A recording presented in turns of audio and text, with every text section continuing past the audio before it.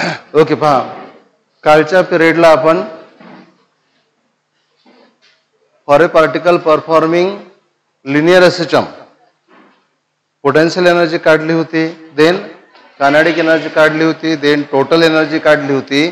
नंतर आपण तीनही एनर्जीचा ग्राफ काढला होता विथ रिस्पेक्ट टू डिस्प्लेसमेंट.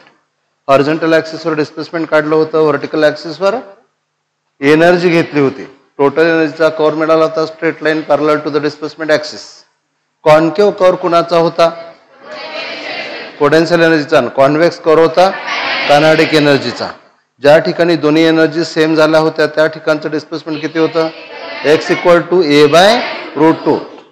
आणि परत एक गोष्ट सांगितली होती की जर SHM ची फ्रिक्वेन्सी ओमेगा असेल बदलण्याची, डिस्प्लेसमेंट बदलण्याची फ्रिक्वेन्सी किंवा व्हेलॉसिटी किंवा ॲक्सेलरेशन बदलण्याची फ्रिक्वेन्सी, या सर्वांची फ्रिक्वेन्सी ओमेगा. बघा x मध्ये a sin omega t, v मध्ये पण ओमेगाच आहे, बरोबर आहे. ॲक्सेलरेशन मध्येही ओमेगाच आहे. या तीनही क्वांटिटीची फ्रिक्वेन्सी जर व्हेरिएशनची ओमेगा असेल तर पोटेन्शियल एनर्जी किंवा कायनेटिक एनर्जीच्या व्हेरिएशनची फ्रिक्वेन्सी टॉईस ओमेगा, नाही टॉईस डबल, टॉईस ओमेगा असेल. ओके, त्याला तुम्हाला मॅथमॅटिकली प्रूव्ह करता येते. पण एकदा आपण अगदी थोडक्यात रिपीट करू. आणि पुढचा अत्यंत महत्त्वाचा पॉईंट आहे ज्यावर खूप सारे मल्टिपल चॉईस क्वेश्चन्स विचारले जातात, तो आपण पाहू. ओके, तर कशासाठी एक्सप्रेशन काढलं होतं आपण? Expression for potential energy in SHM. अगदी शॉर्टमध्ये मी करतो आणि बोर्डमध्ये लिहिण्याचं स्किल याच्यामध्ये लपलेलं आहे.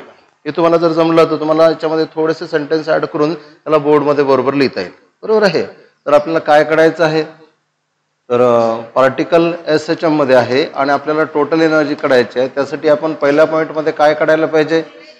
पोटेन्शियल एनर्जी काढायला पाहिजे. आता बघा, मी ज्या गोष्टी लिहायला पाहिजे त्या मी फक्त बोलून दाखवतो, बरं. तुम्हाला त्या लिहावं लागतील आणि कशाही लिहिल्या तरी चालतील.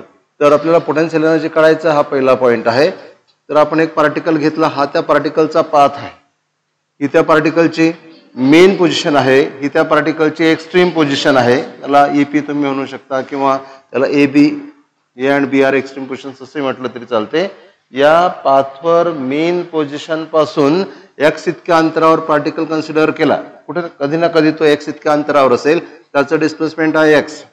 त्यावेळेस त्या पार्टिकलवरचा फोर्स जो आहे तो आहे F टुवर्ड्स मेन पोझिशन, बरोबर आहे. सो तुम्ही काय लिहू शकता? Consider a particle at a distance x from, म्हणजे तुमच्याकडे काय आहे? पार्टिकल आहे आणि तो पार्टिकल कुठे आहे? ॲट डिस्टन्स x किंवा डिस्प्लेसमेंट x, बरोबर आहे. त्यावर ॲक्ट होणारा फोर्स तुम्ही लिहू शकता F = -kx. सेकंड पॉईंटमध्ये त्या पार्टिकलला काय केलं? स्लाइटली डिस्प्लेस केलं. कितीने डिस्प्लेस केलं? बाय dx ने आणि अगेन्स्ट F, बरोबर आहे. फोर्सच्या अगेन्स्ट डिस्प्लेस केलं, म्हणजे याला थोडंसं डिस्प्लेस केलं, इथे होता याला इथे आणलं. कितीने डिस्प्लेस केलं? dx ने. इकडे फोर्स तर इकडे आहे, म्हणून त्या छोट्या डिस्प्लेसमेंटसाठी छोटं वर्डन जर काढायचं असेल तुम्ही काय करणार? F × dx with minus sign, against असल्यामुळे. आणि F ला काय लिहू शकता तुम्ही? -kx. मग F ला जर -kx लिहिलं तर मायनस मायनस प्लस होणार kx × dx. हे झालं सिंगल स्टेप मधलं displacement. Small displacement, single step मधलं work done, small work done for small displacement dx. पण जर का तुम्हाला, ऐका आता बरोबर, तुम्हाला काय काढायचं आहे? टोटल वर्क काढायचं आहे. कशासाठी? For displacement x. याला समजून घ्या. म्हणजे इथून पार्टिकलला उडायला सुरुवात केली, हा पार्टिकल इथपर्यंत आला. तुम्ही फक्त आता इथे लक्ष नका देऊ, तुम्ही इथे होता नंतर इथे, हे dx एक ना समजण्यासाठी स्टेप घेतली आपण. हा जो dx आहे आतमधला येऊ शकतो, नंतरचा येऊ शकतो, तो कुठलाही आहे. कधी कधी कन्फ्युजन का होते? मग पार्टिकल इथपर्यंत आला आणि हा तर इथे गेला आणि तुम्ही तर मग टोटल डिस्प्लेसमेंट इथपर्यंत घेऊन राहिले, असं नका करू. ते एक सिंगल स्टेप आहे. समजून राहिलं का तुम्हाला? मला काय म्हणायचं आहे की तुमचा जो पार्टिकल आहे इथपर्यंत आला, नंतर मी पार्टिकलला पुढे नेलं dx ने, नंतर मी म्हणतो की टोटल वर्डन फॉर डिस्प्लेसमेंट x इथपर्यंत. तुम्ही म्हणाल हे काय कशासाठी केलं? हे वर्डन कुठे गेलं? तर ती एक रिप्रेझेंटेटिव्ह टर्म आहे की सिंगल स्टेप मधलं वर्डन कसं काढतात. त्यामुळे मला पण वाटायचं की इथपर्यंत घेतलं, मग पुढचा dx का बरं सोडून दिला? इथं टोटल डिस्प्लेसमेंट x + dx झालं. तसं नाही आहे. ते रिप्रेझेंट करण्यासाठी फक्त मधली एक स्टेप आहे आणि ते डिस्प्लेसमेंट आहे dx. समजलं का? ते डिस्प्लेसमेंट पलीकडचं अलीकडचं कुठलंही असू शकते. म्हणून तो विचार जे करतील त्यांना तसा प्रश्न पडते, ते विचारच नाही करत त्यांना तर काही प्रश्न नाही पडत. सो टोटल वर्डन फॉर डिस्प्लेसमेंट एक्स जर तुम्हाला काढायचं आहे तर या डीडब्ल्यूचं तुम्हाला इंटिग्रेशन घ्यावं लागेल. सो वर इंटिग्रेशन घेतलं आणि इथे काय येणार के एक्स इंटू डीएक्स. आता बघा टोटल वर्डन फॉर डिस्प्लेसमेंट एक्स, पण डिस्प्लेसमेंट सुरुवात कुठून झाली? इथून. मग इथे एक्स किती होता? 0. याला ओढत ओढत तुम्ही इथपर्यंत आणलं आणि इथे एक्स किती झाला? एक्स झाला. म्हणून या इंटिग्रेशनला लिमिट द्यायची 0 टू एक्स. आता के कॉन्स्टंट आहे, के कॉन्स्टंट आहे त्याला तसं सोडून देता येईल. एक्सचा पॉवर आहे 1. जर इंटिग्रेशन करायचं असेल लिमिट दिलेली आहे त्याचा पॉवर 1 ने वाढवा त्याच पॉवरनी डिव्हाइड करा तर टोटल वर्डन तुम्हाला काय मिळेल? हा के काढला कॉन्स्टंट आणि त्या एक्सचं इंटिग्रेशन काय होणार? एक्स स्क्वेअर आणि त्या 2 ने डिव्हाइड केलं. इथे लिमिट 0 टू एक्स. आता वरच्या एक्सच्या जागी एक्स लिहायचं आणि मायनस एक्सच्या जागी 0 लिहायचं. सेकंड टर्म 0च होणार त्यामुळे ती लिहायची. ज्या ज्या वेळेस लोअर लिमिट 0 असतील ते लिहायची गरज नाही. अप्पर लिमिट असेल 0 तर मग मात्र फरक पडेल, मायनस साईन येईल. ओके. तर इथे तुम्हाला वर्डन बरोबर काय मिळेल? हाफ के एक्स स्क्वेअर हे झालं वर्डन. बरोबर आहे. नंतर तुम्ही काय सांगणार की this work done is stored as potential energy in the particle. तुम्ही जे असं ओढण्यासाठी वर्क केलं, जसं बाण आहे त्याच्यावर तो दोरा आहे त्याच्यावर तो बाण ठेवला आणि ओढलं, वर्क केलं, ते वर्क त्या बाणामध्ये पोटेन्शियल एनर्जी म्हणून स्टोअर्ड झालं. तसंच या पार्टिकलला डिस्प्लेस केलं आणि this work done is stored as potential energy. म्हणून या वर्कलाच पोटेन्शियल एनर्जी लिहायचं. म्हणून फॉर्म्युला कशाचा तयार होणार? पोटेन्शियल एनर्जीचा किती? Half K X square. पण तुम्हाला माहिती आहे के बाय एम ला आपण काय लिहिलं होतं? Omega square. असं आठवायचं बेसिक. बरोबर आहे. नाही तर मग तो आठवणारच नाही तुम्ही. आपण के बाय इथून सुरुवात केली होती. के बाय एम ला ओमेगा स्क्वेअर लिहिलं त्यामुळे के बरोबर काय होणार? एम इकडे एम ओमेगा स्क्वेअर. तुम्ही केला एम ओमेगा स्क्वेअर लिहू शकता. सो पोटेन्शियल एनर्जी काय असणार? Half M omega square x square. लक्षात घ्यायचं की potential energy depend only upon x. बाकी फॅक्टर तर कॉन्स्टंट आहेत for given SHM. Given SHM म्हटलं मी नाही तुम्ही ना ओमेगा डबल झाला मास डबल झाला वगैरे वगैरे. So this is the expression for potential energy in SHM. काय formula? Half K X square. X 0 potential energy 0. कुठे? मीन पोझिशनला. X equal to A potential energy maximum. कुठे? एक्स्ट्रीम पोझिशनला. कालही सांगितलं आहे की जेवढी मॅक्सिमम पोटेन्शियल एनर्जी तेवढीच total energy. Okay. Total energy विचारली तर एक्स जागी लिहून टाकायचं, टोटल एनर्जी मिळेल है ना. कारण की एक्स्ट्रीमला पूर्ण एनर्जी, एक्स्ट्रीमला हे मी जे हातवारे करत आहे ना त्याच्यामध्ये हे लपलेलं आहे. मला वाटतं इतक्या दिवसापासून समजत असेल तुम्हाला. Simple pendulum. बरोबर आहे. तो बॉब आणि त्याला डिस्प्लेस केलं एक्स्ट्रीम पर्यंत. इथे एंटायर एनर्जी इज पोटेन्शियल आणि जेवढी पोटेन्शियल तेवढीच टोटल असेल. बरोबर आहे. तर this is the expression for potential energy. Okay. नंतर कायनेटिक एनर्जीचं एक्सप्रेशन काढलं त्यापेक्षा काही सोपंच नाही आहे. बरोबर. दुसरा पॉईंट आपल्याला काय काढायचा आहे? Kinetic energy in SHM. Kinetic energy half m v square. तुम्हाला व्ही माहिती आहे. व्ही काय असतो? Plus minus omega into under root हे स्क्वेअर मायनस एक्स स्क्वेअर. बरोबर आहे. आणि तुम्हाला जर कायनेटिक एनर्जी पाहिजे असेल तर हाफ एम व्ही स्क्वेअर. बरोबर आहे. तर काय मिळेल? हाफ एम व्ही स्क्वेअरला याचा स्क्वेअर करा. काय करणार? Omega square into A square minus x square या फॉर्म मध्ये मिळेल. एम ओमेगा स्क्वेअरला तुम्ही के लिहू शकता. So it can also be written as half K A square minus x square. ही काय झाली? Kinetic energy. आणि थर्ड पॉइंट मध्ये काय विचारतील तुम्हाला? Total energy in SHM. बरोबर आहे. टोटल एनर्जी जर विचारली असेल तुम्ही काय करणार? Total energy is the sum of potential energy and kinetic energy. Okay. So total energy ने दाखवा. Potential energy half K X square. Kinetic energy half K A square minus x square plus half K cancel काढला, sorry common काढला आणि plus X square आणि minus x square cancel झाला तर तुम्हाला total energy काय मिळाली? Half K A square. So this is the expression for total energy in SHM. तो परत तुम्ही काय करू शकता? हाफ केला काय लिहू शकता? एम ओमेगा स्क्वेअर ए स्क्वेअर. आता पुढे ना जे जे काही आहे त्याला लिहिण्यात काही अर्थ नाही आहे. फक्त एक नोट करून ठेवायचं तुम्ही की omega can be written as 2 पाय इटा and it can also be written as 2 pi by T. तो ठेवला की आणखी एक्सप्रेशन मध्ये असं तर मग 10 मिळतील तर मग काय 10 लिहित बसायचे का? त्याच्या मागचं बेसिक समजलं की झालं. एवढं आपण पाहिलं होतं. बरोबर आहे. This the expression for total energy in SHM. बरोबर आहे. तसंही रिव्हिजन आणि पहिल्यांदा शिकण्याच्यामध्ये फरक असतो. काल जे नसतील त्यांना एवढं कम्फर्टेबल नसेल वाटेल. बरोबर. जे काल प्रेझेंट होते त्यांना सहज वाटत असेल. आता समजलं का? पहिले काय काढले? पोटेन्शियल एनर्जी, नंतर कायनेटिक एनर्जी, नंतर टोटल एनर्जी काढली. ओके. तर हे झाले फॉर्म्युले for potential energy, kinetic energy आणि total energy in SHM. On the tip of tongue पण असले पाहिजेत. तर potential energy half M omega square किंवा half K X square. Kinetic energy इथेच फरक आहे, फक्त हाफ एम ओमेगा स्क्वेअर किंवा हाफ के तर आहेच, फक्त एक्स स्क्वेअरच्या जागी A square minus x square, आणि टोटल एनर्जी विचारली तर एक्स स्क्वेअरच्या जागी ए स्क्वेअर. बरोबर आहे. नंतर याचं आपण ग्राफिकल रिप्रेझेंटेशन केलं होतं, ग्राफ काढला होता. ग्राफ कशामधला काढला होता? Graph between energy and displacement. Energy आणि डिस्प्लेसमेंट मधला ग्राफ काढला होता. डिस्प्लेसमेंट आपण हॉरिझॉन्टल ऍक्सिसवर घेतलं होतं आणि एनर्जी आपण व्हर्टिकल ऍक्सिसवर घेतली होती. बरोबर आहे. हा कर्व काय दाखवतो? एनर्जी. हा कर्व दाखवतो डिस्प्लेसमेंट. राईट कडलं displacement X equal to plus A, left कडलं displacement X equal to minus A. याच्या पलीकडे पार्टिकल जाणार नाही. आता पहा, लक्ष द्या इकडे. Total energy X equal to minus A पासून तर x equal to plus A पर्यंत टोटल एनर्जी रिमेन कॉन्स्टंट. बरोबर. टोटल एनर्जी आहे किती? समजा 1 2 3 4 5 6 7 8 9 10 असं काहीतरी आहे. ही झाली टोटल एनर्जी. जिथे टोटल एनर्जी असेल तिथे हा कर्व तुम्ही काढा. So this is the graphical representation of total energy in SHM. बरोबर आहे. It remain constant at any position. Left एक्स्ट्रीमला तेवढीच आहे, मेनला तेवढीच आहे, राईट एक्स्ट्रीमला it is same at every point. म्हणून this is the curve for total energy. Dotted लाईनने काढलं पाहिजे असं काही नाही, तुम्ही सॉलिड लाईनने काढू शकता. नंतर कोणती काढायची आहे? पोटेन्शियल किंवा कायनेटिक. मला सांगा, मेन पोझिशनला जी झिरो असते ती पोटेन्शियल. मेन पोझिशनला झिरो असते ती पोटेन्शियल. एक्स्ट्रीमला पोटेन्शियल जास्त असते, इथे जास्त असते, आणि एक्स्ट्रीमच्या बरोबर इथे झिरो असते. तुम्ही असा कर्व काढून घ्यायचा. बरोबर आहे. असा जर तुम्ही कर्व काढला, so this is the graphical representation of potential energy. This is potential energy in SHM. बरोबर आहे. आणि मेन पोझिशनला जास्त कोण असते? Kinetic energy. जास्त कोण आहे? एवढी टोटल एवढी. बरोबर आहे. एवढी जास्त असते मेन पोझिशनला. एक्स्ट्रीमला असते झिरो. राईट एक्स्ट्रीमलाही कायनेटिक एनर्जी झिरो असते, लेफ्ट एक्स्ट्रीमलाही कायनेटिक एनर्जी झिरो असते, because particle becomes momentarily rest. बरोबर आहे. म्हणून हा कर्व तुम्ही असा काढून घेतला. हा कर्व कोणासाठी झाला? कायनेटिक एनर्जीसाठी झाला. बरोबर आहे. आणि इथे पोटेन्शियल एनर्जी आणि कायनेटिक एनर्जी कशा आहेत? Same. 50-50. 50% potential energy, 50% kinetic energy.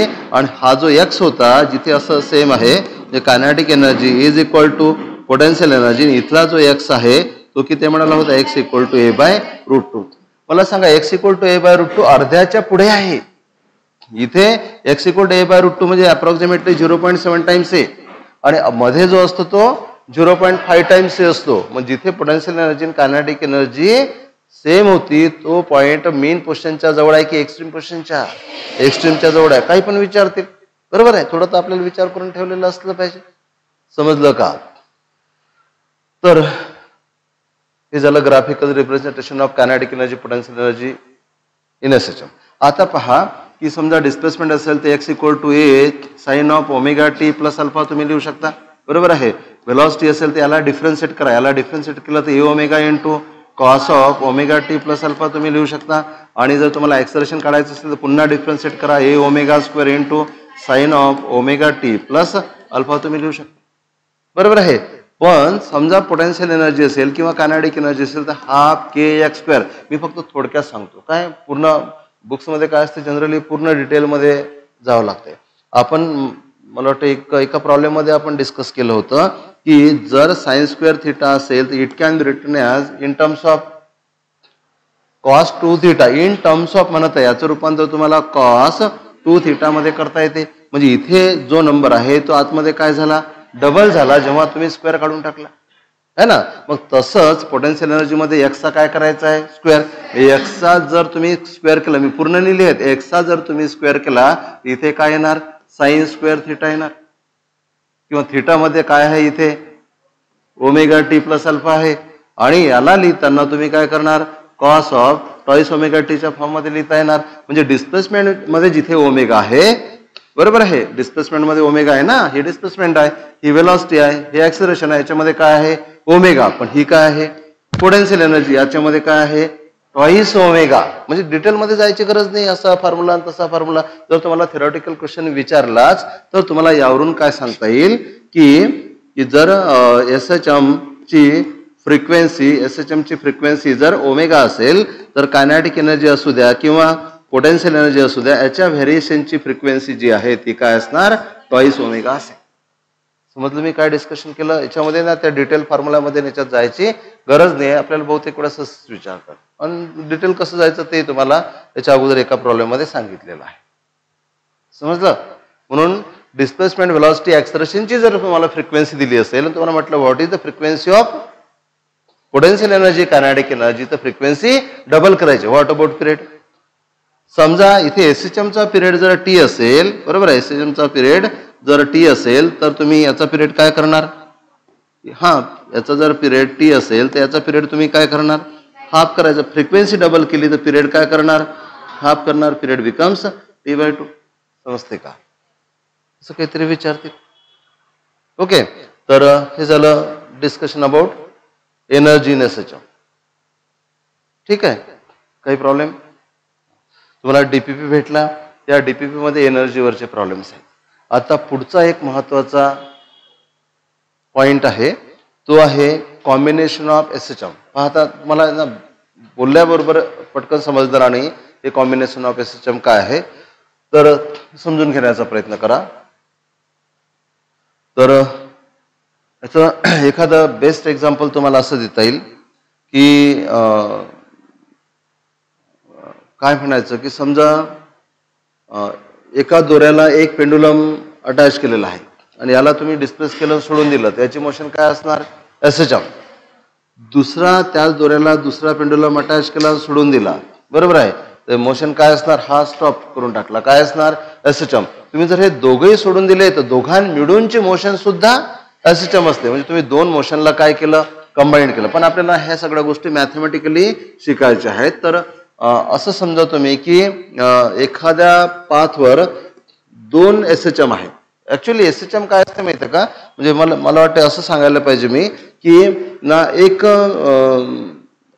काय म्हणू आपण की एक पार्टिकल आहे तो एसएचएम करत आहे. मग it may B simple pendulum, it may B spring mass arrangement. ऐका तर बरोबर, केअरफुली ऐका तर समजेल. तुम्हाला कुठे कोणत्या बुकमध्ये न्यूट्यूबवरही वाचायला नाही मिळणार, बरोबर आहे. तुम्ही जर ना याचं फिजिकल मिनिंग काढत बसाल तर तुमच्या लक्षातच नाही येणार काय होऊन राहिलं तर. ओके, तर हा एक पार्टिकल आहे, सिंपल पेंडुलम आहे किंवा स्प्रिंग मास अरेंजमेंट आहे, स्प्रिंग आहे आणि त्याला काय अटॅच केलेलं आहे, मास. यावर जर तुम्ही फक्त एक फोर्स लावला, काय एक फोर्स लावला आणि याला तुम्ही डिस्प्लेस केलं, सोडून दिलं, हा काय करणार, एसएचएम करणार. आता तुम्ही काय केलं, तो फोर्स लावून दिला आणि ऍट द सेम टाइम तुम्ही म्हणजे थोड्या वेळाने म्हणा, अगोदर म्हणा, नंतर म्हणा, परत एकदा त्या मोशन मध्ये असताना त्यावर आणखी एक फोर्स लावला, तो फोर्स त्याची आणखी एक मोशन क्रिएट करेल. म्हणजे एकाच पार्टिकल मध्ये दोन एसएचएम क्रिएट होतील, दोन्ही एसएचएम एकमेकांना पॅरलल असतील. असं जर होत असेल की पहिला फोर्स लावला आणि त्यांनी पहिली एसएचएम क्रिएट केली, पण त्या पहिल्या फोर्समुळे अँप्लिट्यूड किती होता, A1. मग दुसरा फोर्स लावला, त्यांनी दुसरी एसएचएम क्रिएट केली, तर तिथे अँप्लिट्यूड किती होता, A2. तुम्ही किती ओढाल त्यावर अँप्लिट्यूड डिपेंड करते. मला वाटतं स्प्रिंग मास अरेंजमेंटच्या बाबतीत तुम्हाला माहिती आहे. इकडे बघा, हा स्प्रिंग आहे, याला मास लावलं, इथे हा थांबला म्हणजे ही काय झाली, मीन पोझिशन. याला तुम्ही फर्दर जेवढं डिस्प्लेस कराल, फर्दर जेवढं ओढाल याला, तो काय झाला, अँप्लिट्यूड. हा अँप्लिट्यूड कशावर डिपेंड करते, फोर्सवर. मग पहिल्यांदा तुम्ही त्याला ओढलं, फोर्स लावला, सोडून दिलं, तो एसएचएम करून राहिला. असं इमॅजिन करा समजण्यासाठी, तो एसएचएम करून राहिला. पण तुम्हाला असं इमॅजिन करा, एक काय म्हणू आपण, ग्राफिकली इमॅजिन करा तुम्ही, ग्राफिक्स मध्ये जसं कार्टून मध्ये याच्यामध्ये करतो आपण, की ह्या पार्टिकलला परत तो ऑसिलेट करून राहिला, पण तो परत तो मेन पोझिशनला असं इमॅजिन करा, त्याला परत ओढा, मग सोडून द्या, बरोबर. पण तुम्ही फोर्स डिफरंट लावला, तर अँप्लिट्यूड डिफरंट असेल. आता दोन एसएचएम आहे, पार्टिकल एकटाच आहे बिचारा, त्याला सुचून नाही राहिलं की पहिल्याचं ऐकावं की दुसऱ्याचं ऐकावं. म्हणजे पहिलाही फोर्स त्याला ओढून सोडून देऊन राहिला आणि दुसराही फोर्स त्याला ओढून सगळं इमॅजिनेशन आहे. तुम्ही काहीच्या मनात डोक्यात येत असेल ते काय बोलून राहिले, एकच पार्टिकल, पहिला फोर्स आणि इमॅजिन करा.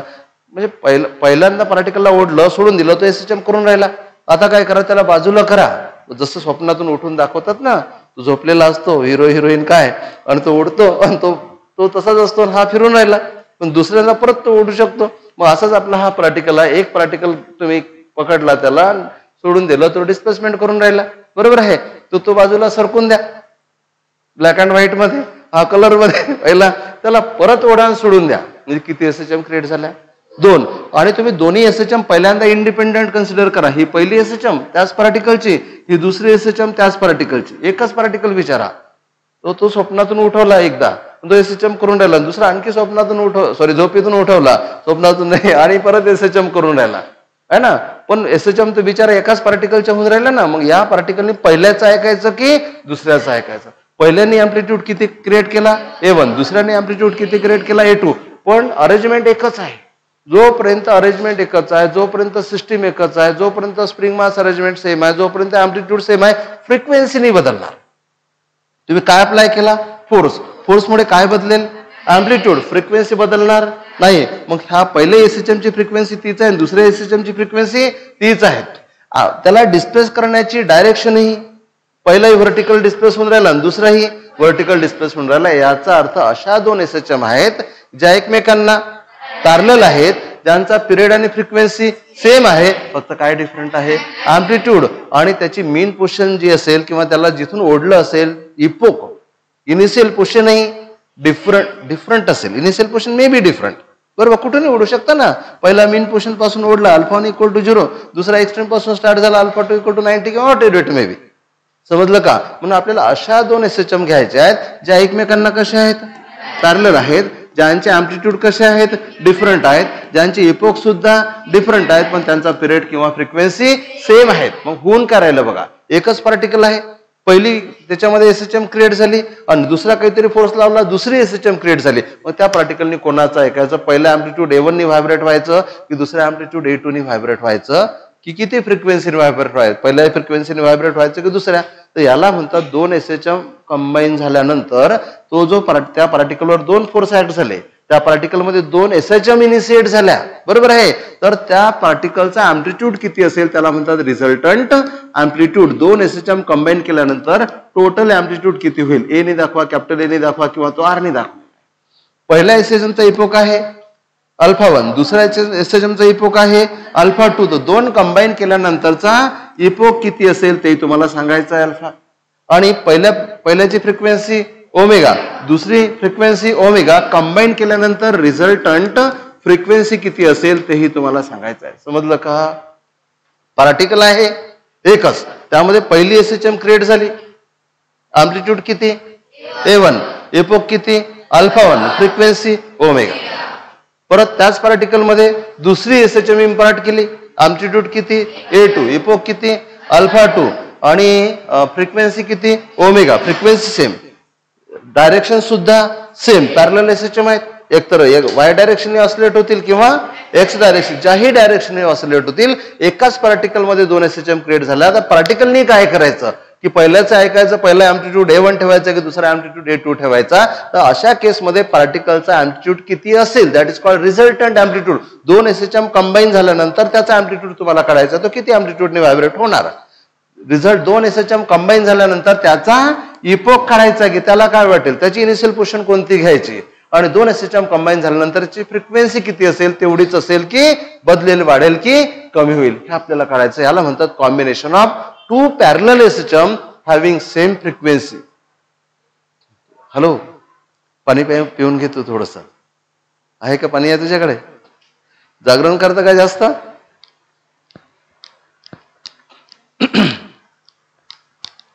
फिजिक्सच्या पिरियड मध्ये जर सर्वात कोणी झोपलं असेल तर तो मी आहे.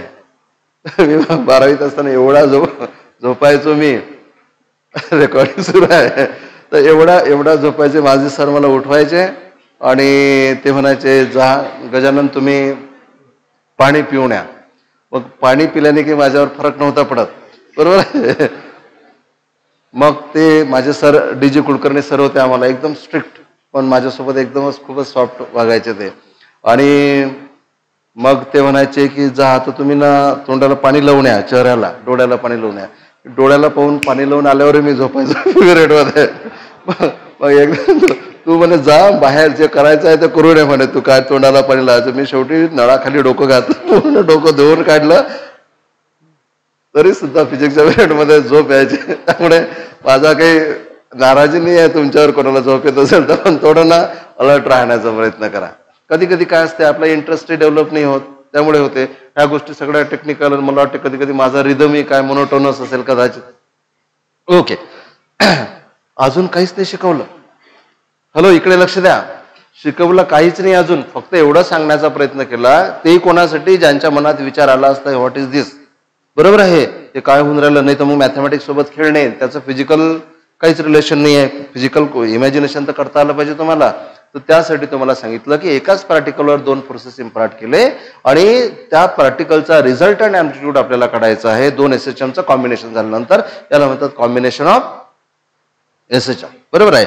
कोणत्या SHM? दोन parallel SHM having different amplitude, different epoch and same period or frequency. यांचं कॉम्बिनेशन केल्यानंतर काय काढायचं आपल्याला? ओके, आपल्याला प्रूव्ह करायचं की दोन SHM कंबाईन केल्यानंतर रिझल्टंट मोशन अगेन SHM होणार. ते आपल्याला प्रूव्ह करायचं. We have to prove that combination of two SHM is again SHM. नाही तर असं नाही व्हावं की पहिली SHM दुसरी SHM त्यांनी एकमेकांना कॅन्सल करून टाकलं, SHMच नाही राहिली. असं नाही होत. दोन SHM कंबाईन केल्यानंतर पुन्हा SHMच मिळते. हे आपल्याला मॅथमॅटिकली प्रूव्ह करायचं. जी SHM मिळते त्याची फ्रिक्वेन्सी तीच मिळते, हे आपल्याला प्रूव्ह करायचं आहे. Combination of two SHM is again SHM with same frequency, हे आपल्याला प्रूव्ह करायचं आहे. आणि जर दोन SHMचं कॉम्बिनेशन झाल्यानंतर, ऐका इकडे पहा माझ्याकडे, दोन SHMचं कॉम्बिनेशन झाल्यानंतर जर रिझल्टंट मोशन SHM होत असेल तर त्या SHMचा अँप्लिट्यूड काय असेल तो काढायचा आहे आणि त्या SHMचा इपोक काय असेल तो काढायचा आहे. पॉईंट क्लिअर झाला का? काय पॉईंट क्लिअर झाला? दोन पॅरलल SHMचं कॉम्बिनेशन केल्यानंतर रिझल्टंट मोशन SHM आहे हे प्रूव्ह करायचं आहे.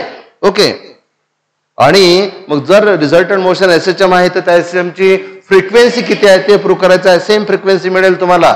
बरोबर आहे. जर रिझल्टंट मोशन SHM आहे, दोन SHM कंबाईन केल्यानंतर एक नवीन मोशन मिळाली, ती जर मोशन SHM आहे तर त्या मोशनचा अँप्लिट्यूड काढायचा आहे, त्याला म्हणू आपण रिझल्टंट अँप्लिट्यूड. आणि त्या मोशनचा इपोक काढायचा आहे, त्याला म्हणू आपण रिझल्टंट इपोक किंवा फायनल किंवा कंबाईन SHMचा इपोक तुम्हाला म्हणता येईल. ओके, पण दोन SHMचं कॉम्बिनेशन केल्यानंतर मिळणारी जी मोशन आहे ती SHM आहे. हे कशावरून ओळखू आपण? पहा, SHMचं इक्वेशन काय असते? x = a × sin of omega T plus alpha.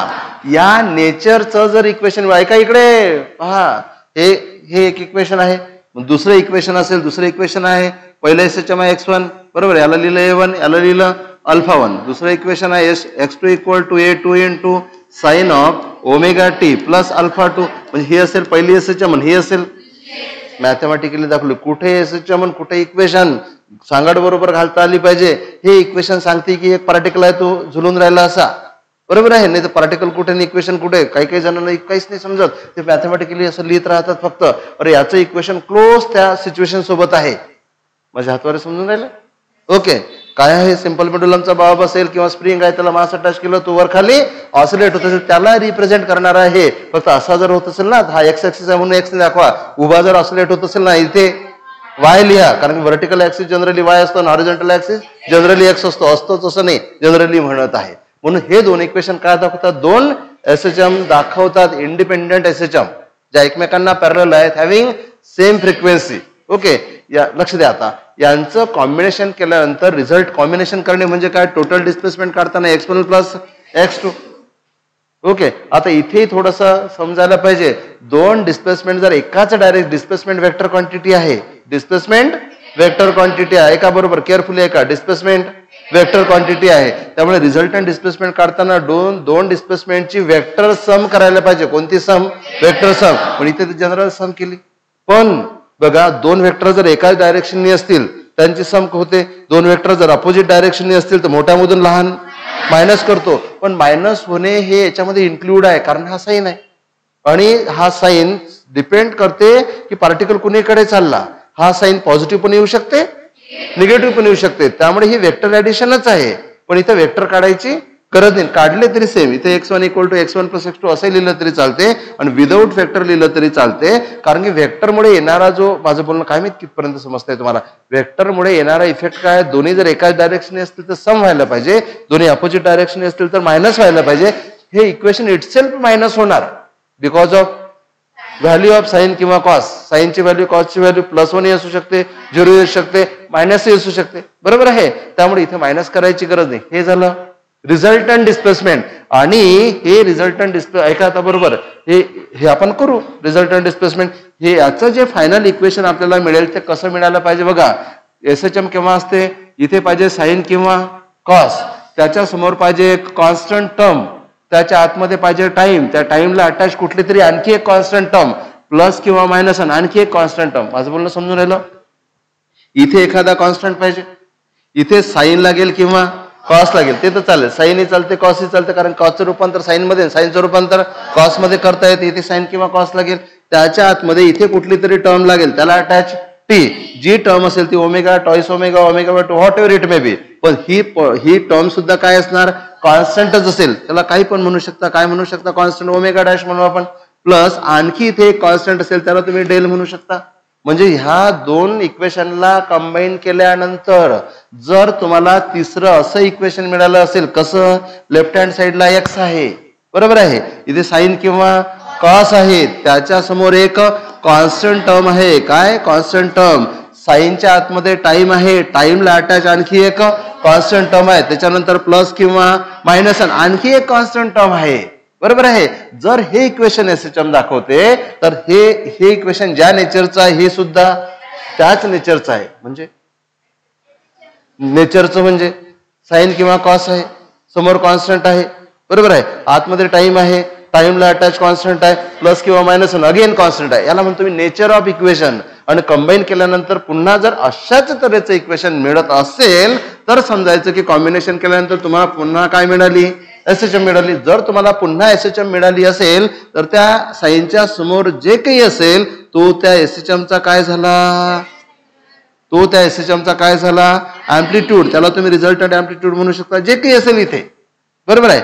आणि इथे जे काही असेल ती त्या एसएचएम ची काय झाली, फ्रिक्वेन्सी. इथे जे काही असेल तो त्या एसएचएम चा काय झाला, इपोक. हे समजलं का?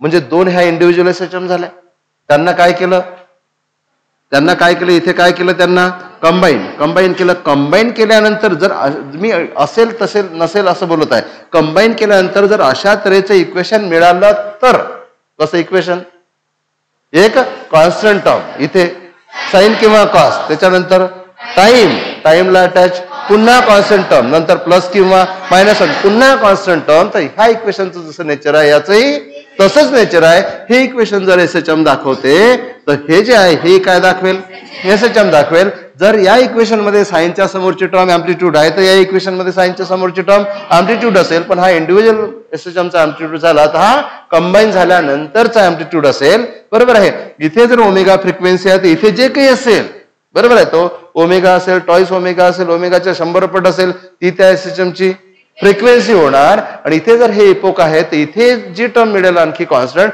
तो त्या रिझल्टंट एसएचएमचा इपोक होणार. अशा तऱ्हेची सिच्युएशन जर आपल्याला मिळाली तर दोन एसएचएमचं कॉम्बिनेशन केल्यानंतर परत तुम्हाला काय मिळालं, एसएचएम मिळालं असं प्रूव्ह होईल. आणि इथे जे आहे ते त्या एसएचएमचा अँप्लिट्यूड होऊन जाईल, इथे जे आहे ते त्या एसएचएमची फ्रिक्वेन्सी होऊन जाईल, इथे जे आहे तो त्या एसएचएमचा इपोक होऊन जाईल. याला तुम्ही रिझल्टंट अँप्लिट्यूड, याला तुम्ही रिझल्टंट फ्रिक्वेन्सी, याला तुम्ही रिझल्टंट इपोक म्हणू शकता. मी काय सांगितलं समजलं का? आपण काहीच नाही केलं, बरोबर आहे. आपण करणार आहोत याची फक्त आयडिया तुम्हाला दिली, बरोबर आहे. आणि दोन एसएचएम कंबाईन केल्यानंतर मिळणारी एसएचएम मिळणारा जो काय म्हणू जे इक्वेशन आहे ते एसएचएम आहे की नाही हे कसं ओळखायचं हे तुम्हाला सांगितलं, ठीक आहे. आणि आता आपण प्रत्यक्ष करून पाहू की combination of SHM again SHM मिळते का तर. ओके, म्हणून आता आपण काय करू, आता आपल्याला हेडिंग लिहिता येईल काय, we have to prove that combination of two parallel SHM having same frequencies again SHM. Okay, म्हणून इथे एक क्वेश्चन काय लिहिता येईल आपल्याला, काय प्रूव्ह करायचं आहे, प्रूव्ह दॅट, काय प्रूव्ह करायचं आहे, कॉम्बिनेशन ऑफ टू कशा एसएचएम, पॅरलल एसएचएम, पण काय फ्रिक्वेन्सी हॅव्हिंग सेम, काय सेम फ्रिक्वेन्सी म्हणा किंवा पिरियड म्हणा, is again SHM. Combination of SHM again SHM हे आपल्याला प्रूव्ह करायचं आहे. एकदम सिंपल आहे. ओके, हा कसं प्रूव्ह करता येणार, इथे आन्सर म्हणा किंवा आपल्याला पहिल्यांदा काय करायचं पहा, नीट लक्ष द्या. पहिल्यांदा काय करायचं आपल्याला, कंबायनिंग एसएचएम्स घ्यायचे आहेत. काय कंबायनिंग एसएचएम्स, बघा मी काय लिहितं, कंबायनिंग म्हणजे ज्यांचं कॉम्बिनेशन होणार आहे, त्या झाल्या कंबायनिंग एसएचएम्स, बरोबर आहे ना. तुम्हाला ऑलरेडी सांगितलं, इकडे पहा, पूर्ण लक्ष द्या, नोट्स मध्ये नका पाहू. तर कंबायनिंग एसएचएम्स लिहायचे आहेत. तर पहिली एसएचएम लिहिली x1 equal to a1 into sine of omega T plus alpha 1, आणि दुसरी एसएचएम लिहिली x2 equal to a2 into sine of omega T plus alpha 2. फक्त बोर्ड मध्ये लिहिताना काय करायचं, where A1 A2 amplitude, omega frequency, alpha 1 alpha 2 epoch, जे काही आहे ते सांगून टाकायचं. x1 x2 डिस्प्लेसमेंट आहेत. हा झाला कंबायनिंग एसएचएम्स. ओके, नंतर काय करायचं आपल्याला काढायचं आहे रिझल्टंट. लक्ष द्या इकडे, रिझल्टंट डिस्प्लेसमेंट. बरोबर आहे, रिझल्टंट डिस्प्लेसमेंट काढायचं आहे. दोन्ही एकाच डायरेक्शन आहे, त्यामुळे रिझल्टंट डिस्प्लेसमेंट काढताना तुम्ही x1 प्लस x2 कराल. ऑलरेडी सांगितलं आता कसं करायचं. अल्जेब्रिक सम का लिहिली तेही तुम्हाला सांगितलं, आणि अल्जेब्रिक समचा रिझल्ट आणि वेक्टर समचा रिझल्ट सेम मिळते या केसमध्ये. आता पहा काय करायचं. So x equal to x1 किती आहे A1 into sine of omega T plus alpha 1 plus x2 किती आहे A2, x2 आहे A2 into sine of omega T plus alpha 2. आता पहा, आता पुढच्या जर तुम्ही मनानं कसं लिहाल तर गडबड होऊन जाईल. मी सांगतो ना तसंच लिहिलं गेलं पाहिजे बोर्डमध्ये. तरी इथे तर आपल्याला ना फायनल जो रिझल्ट मिळेल त्याचं आपण डीपीपी मध्ये भरपूर अप्लिकेशन करणार आहोत, पण लिहिण्याचं टेक्निकही बरोबर. अंशु धा बोकरे, लक्ष द्या जरा इकडे. हो, नंतर ना तिला तुझ्या समोर उभं करणार मी, मस्त तिला पाहून घ्यायचंय समोरून असं खालपर्यंत. आता इकडे बोर्डवर लक्ष द्या. पहा इकडे A1 काय करायचं इथे पहा, बरोबर समजून घेण्याचा प्रयत्न करा. तुम्हाला हे माहित असेल sine of A plus B. Sine of A plus B कोण सांगेल.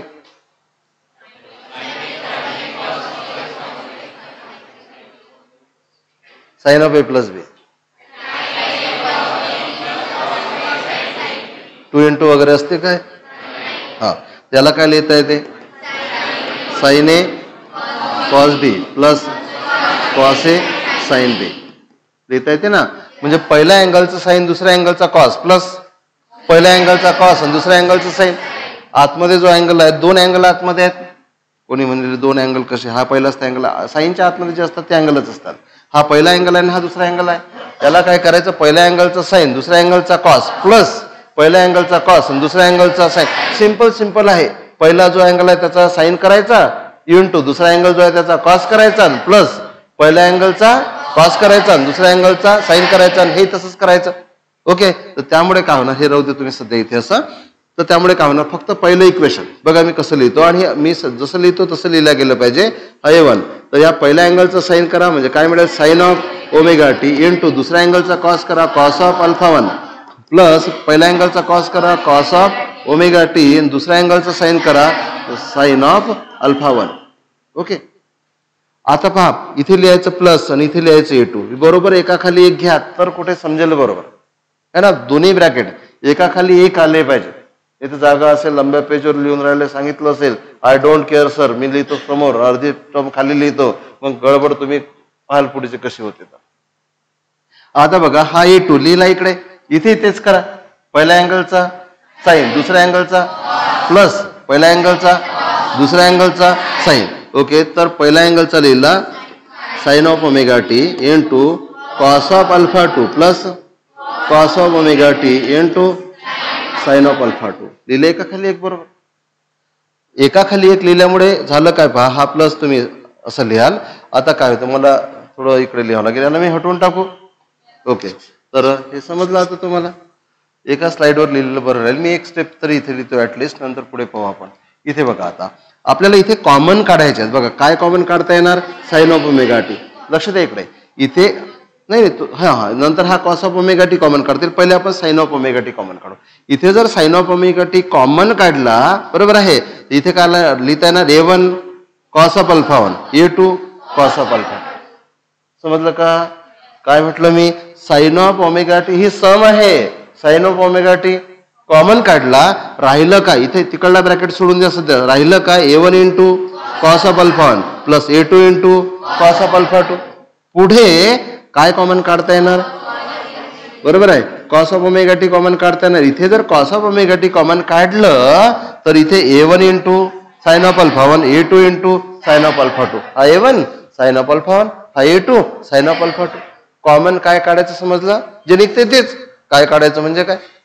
ओके, तर म्हणून काय करता येणार तुम्हाला, x इक्वल टू काय कॉमन काढलं sine of omega t common काढला आणि ब्रॅकेटमध्ये काय राहिलं बघा, हा A1 इकडे, A1 into cos of alpha 1 plus A2 into cos of alpha 2. Okay, आणि प्लस, हे प्लस मी इथे लिहितो. आणखी काय कॉमन काढलं, कॉस ओमेगा टी कॉमन काढलं. इथे काय राहिलं, कॉस ओमेगा टी तर कॉमन काढलं तुम्ही, कुठे, हा कॉमन काढला. हा A1 साइन ऑफ अल्फा 1 इथे राहिलं A1 into sine of alpha 1 plus A2 into sine of alpha 2. पहिले एवढं समजलं का कसं केलं तर. हे याचं रिप्रेझेंटेशन जर असं असेल तर हे करायला सोपं जाते. जे एकावडीत लिहितात ना ते गडबड करतात, काय होऊन राहिलं आपल्यासोबत. जे एका खाली एक लिहिलं तर कॉस ओमेगा टी कॉमन काढला, A1 cos of alpha 1 cos of A2 cos of alpha 2, नंतर plus cos omega t common काढला, A1 sine of alpha 1 plus A2 sine of alpha 2. समजलं. आता थोडासा विचार करा यावर, हा लक्ष द्या. तर इथे मी असं लिहितो नाव.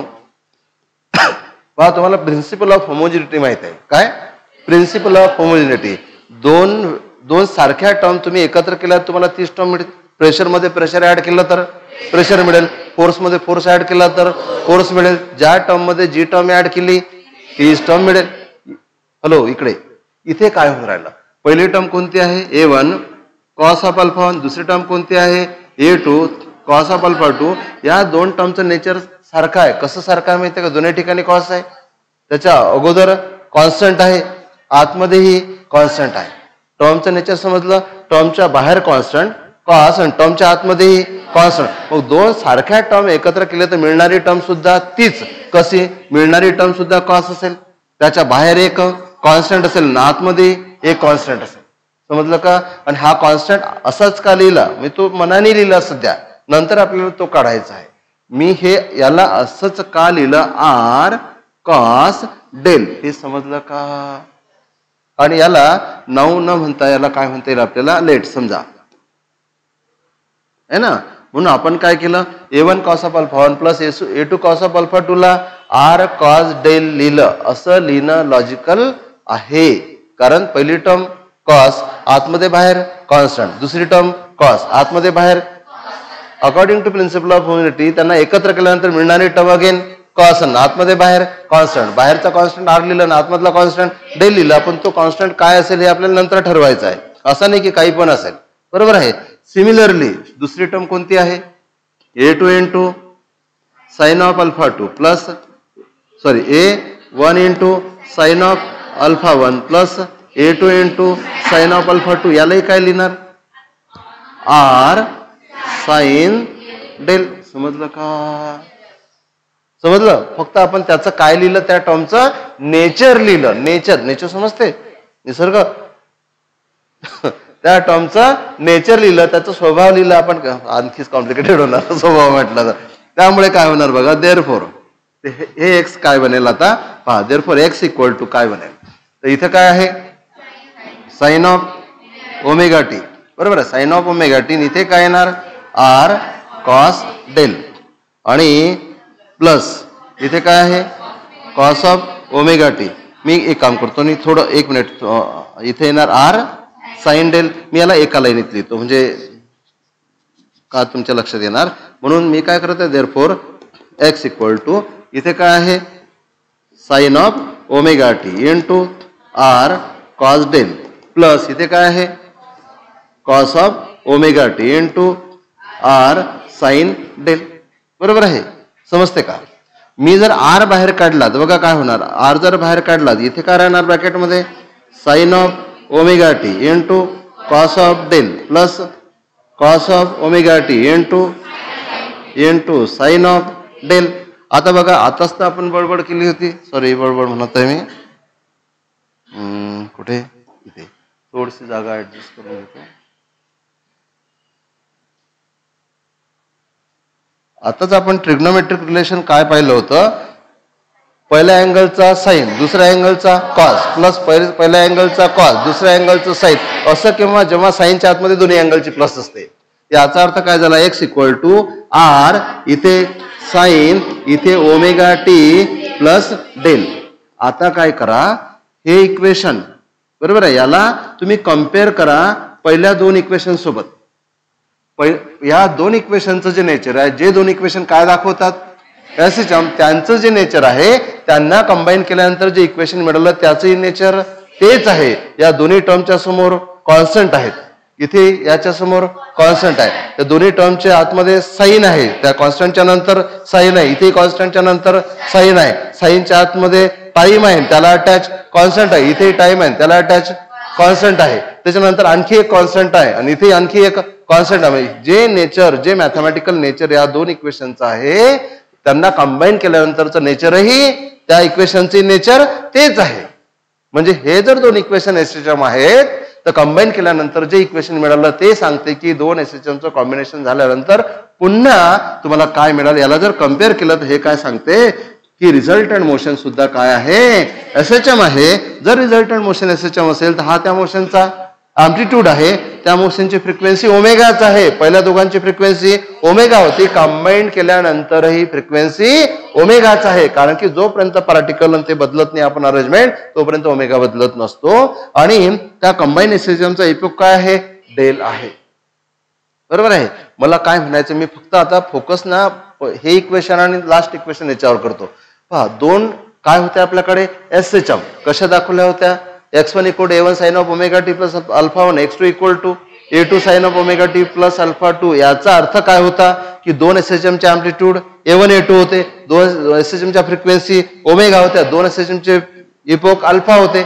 पण ह्या दोन कंबाइनिंग हे दोन्ही इक्वेशन काय दाखवतात, एसएचएम. या दोन इक्वेशनला कंबाईन केल्यानंतर जे इक्वेशन मिळालं त्या इक्वेशनचं नेचर आणि या दोन्ही इक्वेशनचं नेचर कसं, या दोघांमध्ये साइन आहे, तिथेही साइन आहे.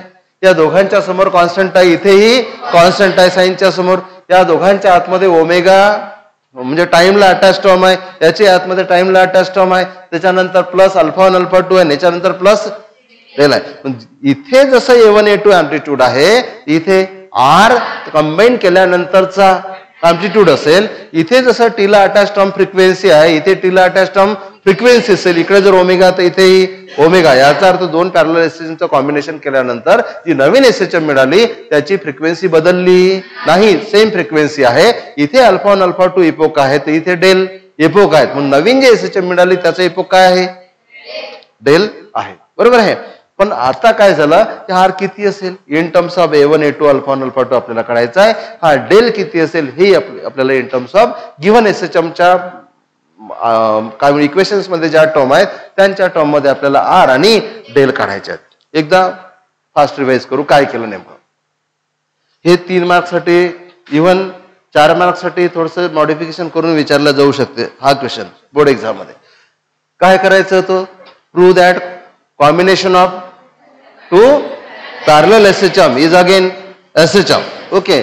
आणि त्या बघा, जर तुम्हाला असा क्वेश्चन विचारला prove that combination of two parallel SHM is again SHM, इकडे पहा, तुम्ही जर इथपर्यंत लिहून ठेवलं आणि आर काय काढलं नाही तुमचे मार्क्स कटतील, डेल काय काढले आणि तुमचे मार्क्स कटले. तुम्ही आर तर लिहून ठेवला पण आर काय तुम्हाला सांगावं लागेल, डेल लिहून ठेवला डेल काय तुम्हाला सांगावं लागेल. मी इथपर्यंत क्वेश्चनचा आन्सर पूर्ण झालेलं नाही, ही इनकम्प्लीट आहे. मग तुम्ही म्हणत असाल की मलाच वाटायचं सुरुवातीला इथे तर पूर्ण झालं, पण इथे पूर्ण नाही झालं. इथे आर इनडिटरमाइंड आहे, माहित नाही आपल्याला आर काय आहे. डेल इनडिटरमाइंड आपण मनाने घेतलेला आहे. जोपर्यंत त्याला आपण एक्सप्रेस करत नाही in terms of given quantities तोपर्यंत इक्वेशन जे प्रूफ पूर्ण होत नाही. म्हणून हे इनकम्प्लीट आहे. इथपर्यंत काय केलं बघा, पहिले काय घेतलं, कंबायनिंग एसएचएम. पहिली SHM x1 = a1 * sin of omega t plus alpha 1. दुसरी SHM x2 = a2 * sin of omega t plus alpha 2. इथे a1 a2 अँप्लिट्यूड होते, अल्फा 1 अल्फा 2 इपोक होते, x1 x2 त्यांचे डिस्प्लेसमेंट होते. आता काय काढायचं आहे, रिझल्टंट डिस्प्लेसमेंट. दोन डिस्प्लेसमेंटची काय केली, सम. So x = x1 + x2. x1 जो आहे तो लिहून ठेवला आणि प्लस x2 जेवढा आहे तो लिहून ठेवला. आता फक्त बी केअरफुल. आता इथे a1 लिहिला, या ब्रॅकेटला एक्सपांड करायचा आहे. पहिल्या अँगलचा साइन, दुसऱ्या अँगलचा कॉस, प्लस पहिल्या अँगलचा कॉस, दुसऱ्या अँगलचा साइन एका लाईन मध्ये लिहिलं.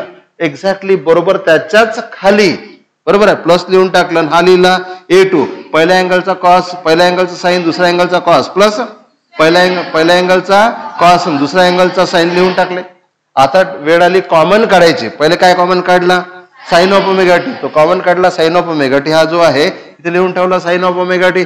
ब्रॅकेटच्या आतमध्ये काय राहिलं, a1 * cos of alpha 1, a2 * cos of alpha 2, plus नंतर प्लस परत काय कॉमन काढलं, कॉस ओमेगा टी कॉमन काढला, हा काढला कॉस ओमेगा टी.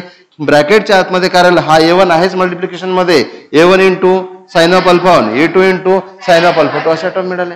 आता समजा लेट म्हणजे समजा ही पहिली टर्म, याला काय लिहायचं, आर कॉस डेल. आता लक्ष द्या इकडे, पुढचे इक्वेशन्स तुम्हाला सोपे जाणण्यासाठी हे काय टर्म होती हे लक्षात ठेवण्याचा प्रयत्न करा. आपण कशाबद्दल आर कॉस डेल लिहिलं आणि कशाबद्दल आर साइन डेल लिहिलं.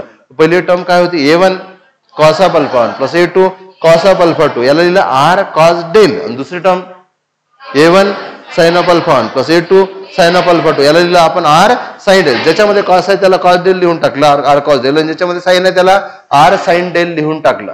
बरोबर आहे. मग हे इक्वेशन पुन्हा लिहिलं, X equal to sine of omega T, याला काय लिहाल, आर कॉस डेल, आणि कॉस ऑफ ओमेगा टी याला काय लिहाल, R sine del. R common काढला, sine of omega T cos of del plus cos of omega T sine of del. याचा अर्थ काय होतो, sine of A plus B omega T plus del. हे झालं R into sine of omega T plus del. आणि दिस equation shows that resultant motion is again SHM. याला जर तुम्ही अगोदरच्या इक्वेशन सोबत कम्पेअर केलं, किंवा this equation implies that, okay sorry, हे इक्वेशन काय दाखवते, this equation implies that resultant motion is SHM. Resultant motion पुन्हा काय मिळाली, एसएचएम मिळाली, with amplitude R and epoch del and frequency omega. तर आपल्याला ओमेगा तर तोच मिळाला. आता आपल्याला काय काढायचं, आर आणि डेल काढायचं आहे. ओके, आर आणि डेल कसे काढता येतील पहा.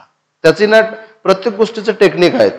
काढलं काहीतरी केलं होतं असं नाही, आपण नेमकं काय केलं होतं हे आपल्याला समजलं पाहिजे. आपल्याला काय काढायचं, आर काढायचं आहे, डेल काढायचं आहे. तर पहा कसा काढता येईल.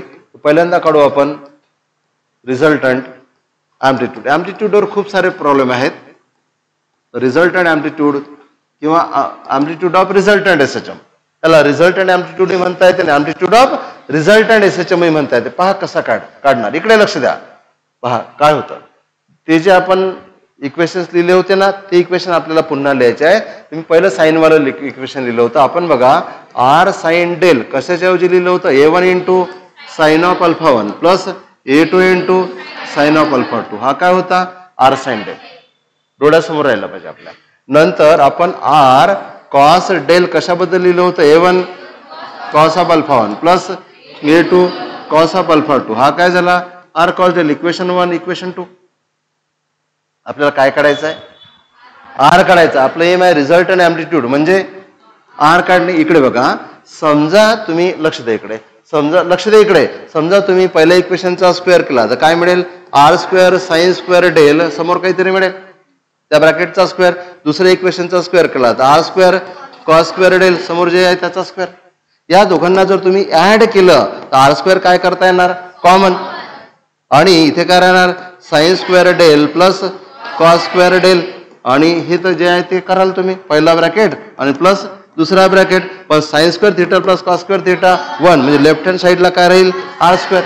आणि इथे काहीतरी मिळेल, आणि आर काढताना जे मिळालं त्याचं रूट घ्याल. याचा अर्थ जर तुम्हाला आर काढायचा असेल तर पहिल्या इक्वेशनचा स्क्वेअर करा, दुसऱ्या इक्वेशनचा स्क्वेअर करा, नंतर त्यांची ऍडिशन करा. ऍडिशन करताना sine square del cos square del common काढा. इकडे राहील ते राहील, त्याचं टेन्शन नका घेऊ तुम्ही. ही टर्म काय होऊन जाणार, 1 राहिला काय, आर स्क्वेअर. पण आपल्याला काय पाहिजे, आर, जे काही राहिलं त्याचं रूट घ्या.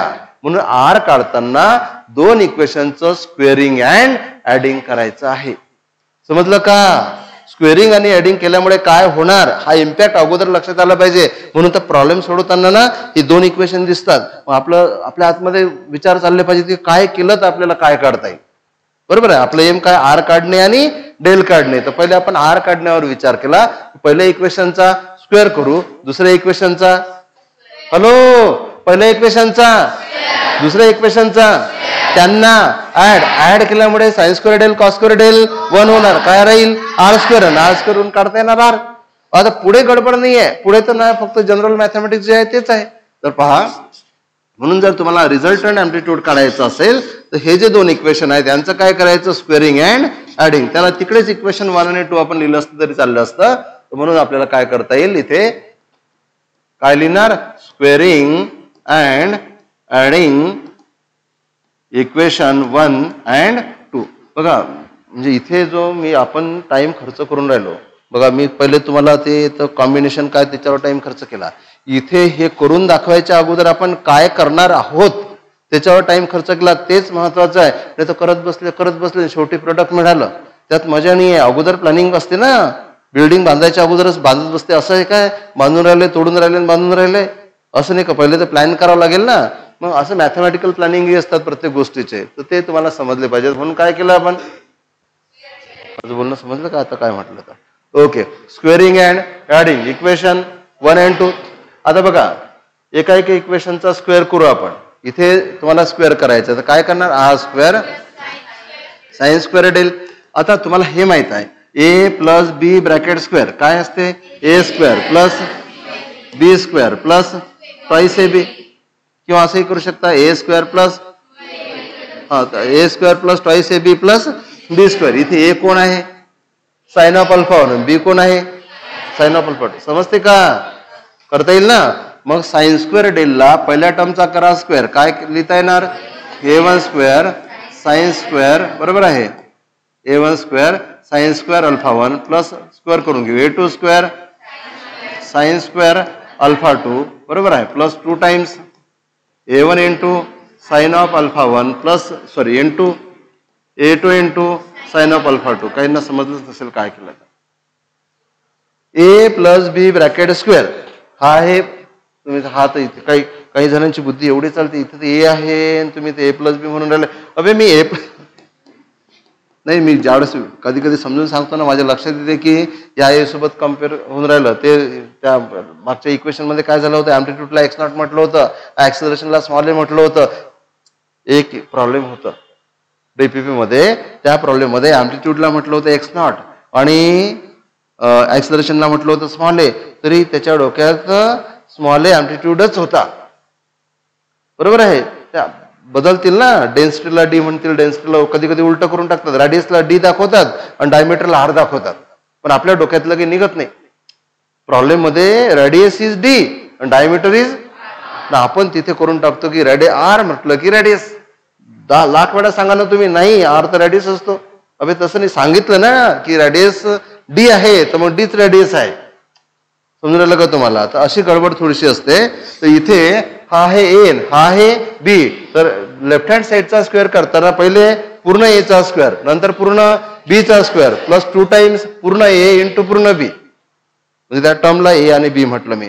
म्हणून इथं काय केलं आपण, आ स्क्वेअर साइन स्क्वेअर डेल. इथं काय केलं, ए स्क्वेअर म्हणजे या पहिल्या टर्मचा स्क्वेअर, नंतर काय केलं बी स्क्वेअर दुसऱ्या टर्मचा square, 2 times A into B, 2 times पहिली टर्म इंटू दुसरी टर्म बरोबर आहे.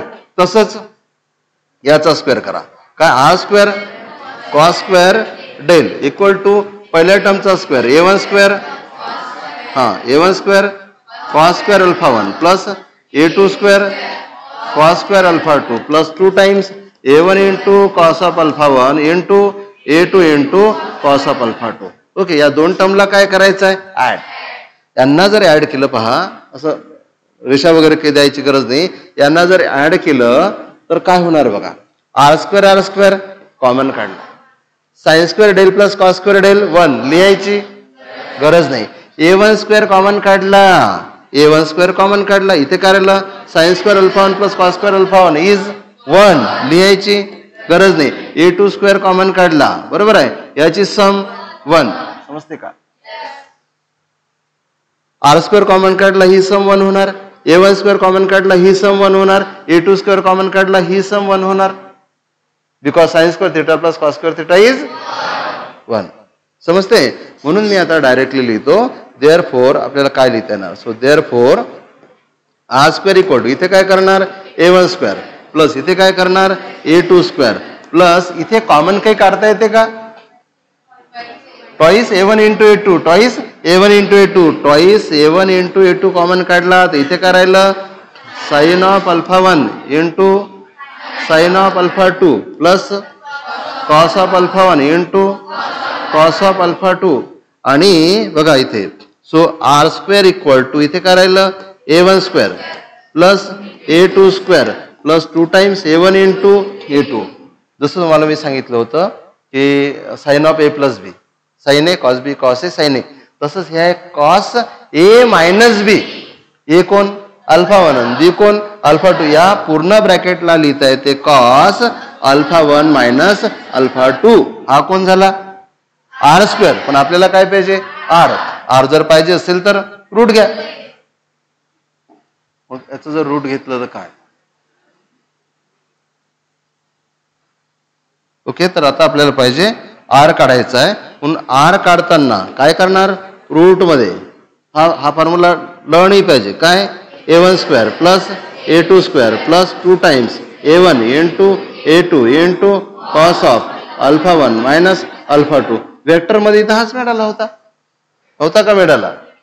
पहिला वेक्टर काय होता ए, दुसरा वेक्टर काय होता बी किंवा पी क्यू. आणि तुम्हाला काय काढायचा होता रिझल्टंट वेक्टर. यांच्यामधला अँगल किती होता थीटा. आर ची मॅग्निट्यूड मिळाली होती तुम्हाला ए square plus B square plus 2 times A into B into cos theta.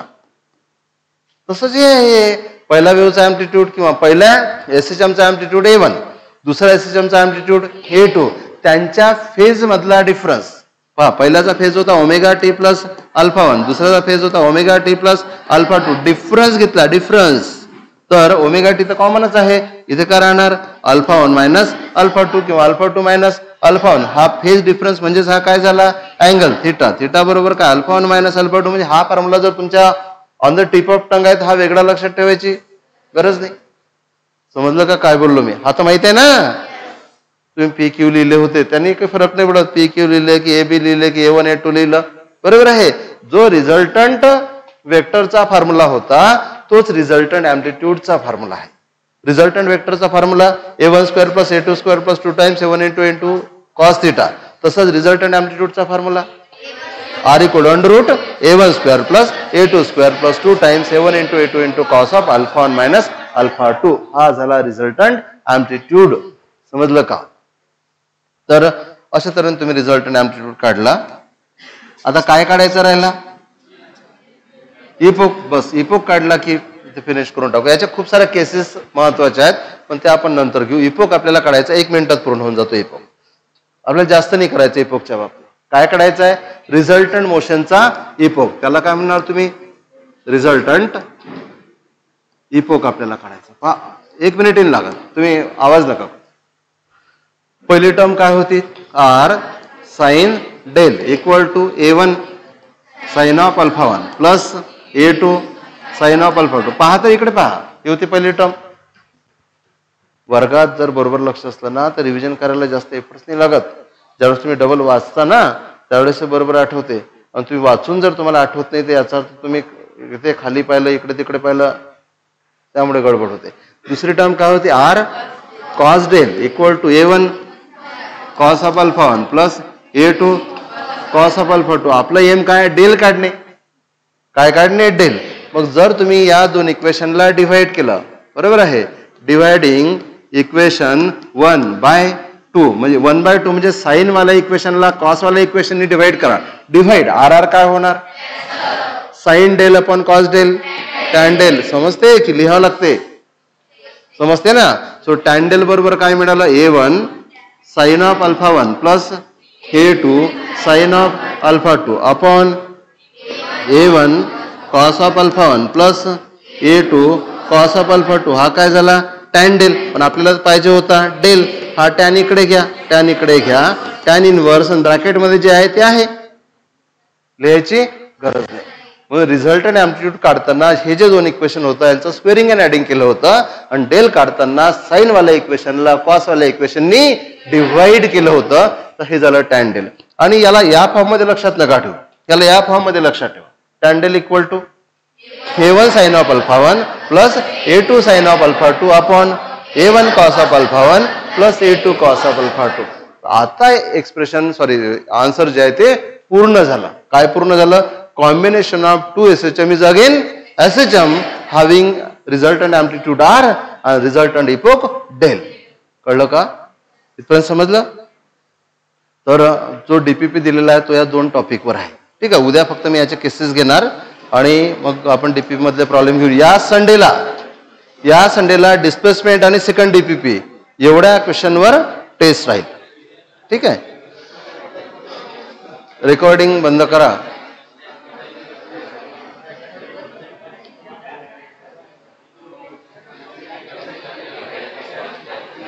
ठीक आहे.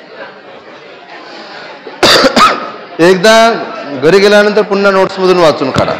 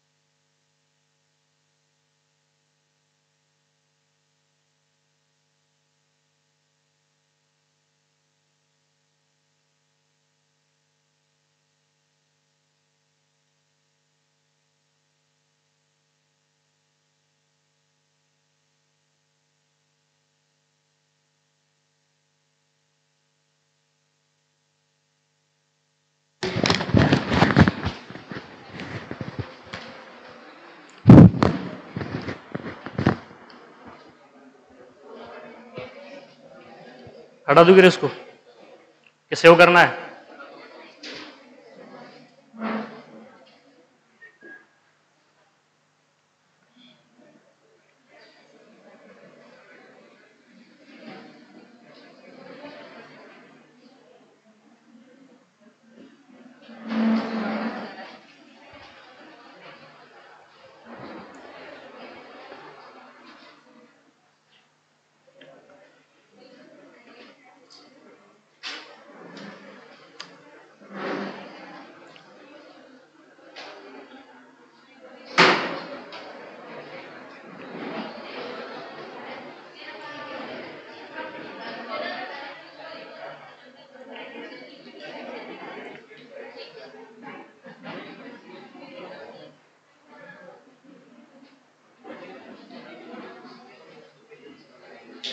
कृष्णा, ओ कृष्णा,